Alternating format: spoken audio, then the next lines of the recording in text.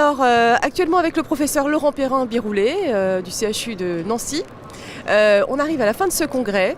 Alors, quelle a été un petit peu l'ambiance de ce congrès cette année à Chicago et puis qu'est-ce qu'on peut en tirer en termes de bilan scientifique ?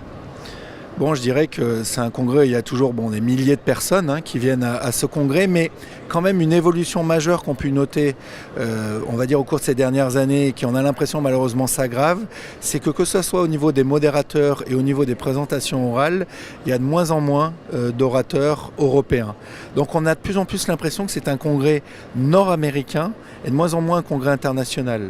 Une autre chose aussi qui est importante, c'est que sur le plan des présentations, beaucoup avant, tout le monde attendait la DDW pour présenter ses premiers résultats, que ce soit l'industrie ou les études académiques. Et maintenant, beaucoup des études sont présentées en premier durant l'écho. Donc beaucoup de présentations quand même, orales ou postères, avaient déjà été vues lors de l'écho.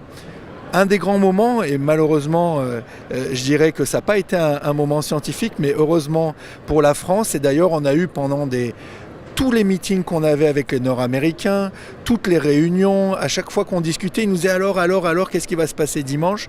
Donc peut-être le moment le plus heureux et le meilleur moment de la DDW, ça a été dimanche soir à 20h, 13h heure locale, quand on a eu le résultat de notre élection. Tout le monde était soulagé, on a senti que le monde entier finalement nous regardait. Donc c'était quand même quelque chose d'important, on ne s'en rend pas toujours compte quand on reste qu'en France. Donc voilà, donc ça a été un énorme soulagement. Et puis je dirais que sur le côté scientifique, toujours des nouvelles molécules, des nouvelles pistes, notamment les inhibiteurs de JAK, avec une nouvelle étude qui montre des résultats très prometteurs dans la maladie de Crohn.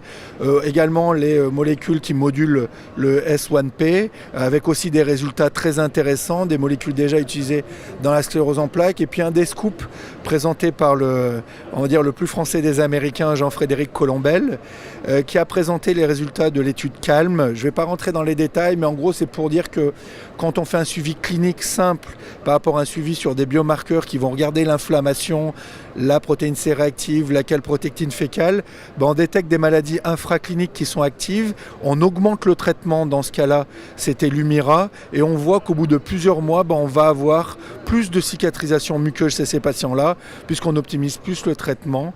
Alors est-ce que ça va changer l'histoire naturelle de la maladie ? Est-ce que ça change le quotidien des patients ? Il y a déjà des résultats qui montrent que notamment sur hospitalisation et autres, il y a déjà un signal assez fort. Il faut probablement faire, je dirais, pour pouvoir bien analyser l'étude dans son ensemble, quand même aussi une analyse médico-économique, parce qu'on utilisait beaucoup de traitements et on optimisait beaucoup le traitement chez ces patients. Donc je dirais que voilà un peu les messages principaux à retenir pour cette année. Merci beaucoup.